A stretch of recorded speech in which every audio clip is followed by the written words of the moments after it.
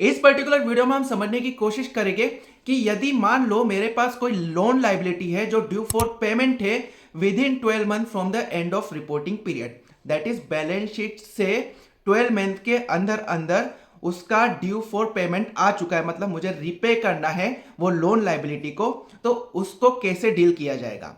अब Ind AS one बोलता है कि जनरल रूल तो इस केस में आप करंट लाइबिलिटी की डेफिनेशन देखोगे और वहां पे ये from the end of reporting period से 12 मंथ के अंदर ड्यू हो रहा था, आप इसे क्लासिफाई करोगे as a current liability. But यदि आप इस केस में कोई एक्सटेंशन ले रहे हो तो आपको दो चीज चेक करनी है। फर्स्ट, एक्सटेंशन जो ले रहे हो वो मोर देन 12 मंथ का होना चाहिए from the end of reporting period. Second, आपको चेक करना है कि ये किसके डिस्क्रिप्शन में एक्सटेंशन करना। फर्स्ट केस में हम देखेंगे कि ये डिस्क्रिप्शन बैंक के एंड पे, मतलब मेरे एंड पे नहीं है, तो इस केस में आपको चेक करना है कि क्या वो एक्सटेंशन आप बैलेंस शीट डेट के पहले ले रहे हो या नहीं। यदि आप बैलेंस शीट डेट के पहले ले रहे हो 12 मंथ से ज्यादा का, तो उस केस में आप उसे नॉन करंट लाइबिलिटी क्लासिफाई करोगे।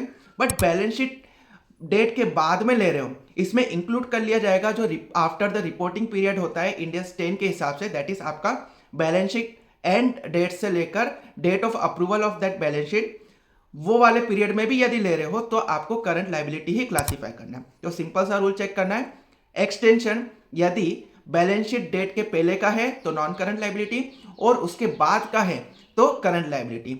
अब सेकंड हो जाता है कि ये यदि मेरे ही डिस्क्रिप्शन पे है उसको एक्सटेंशन करना, तो ये मेरे पास ही पावर है, तो मैं इसे नॉन करंट लाइबिलिटी क्लासिफाई करूंगा। फिर मैंने उसका एक्सटेंशन पहले लेना है या बाद में लेना है ये कंसीडर नहीं करना है। एक और पॉइंट याद रखना है कि यदि ये डिमांड लाइबिलिटी है या डिमांड लोन है तो ये एट ऑल द टाइम आपका करंट लाइबिलिटी ही क्लासिफाई होगा।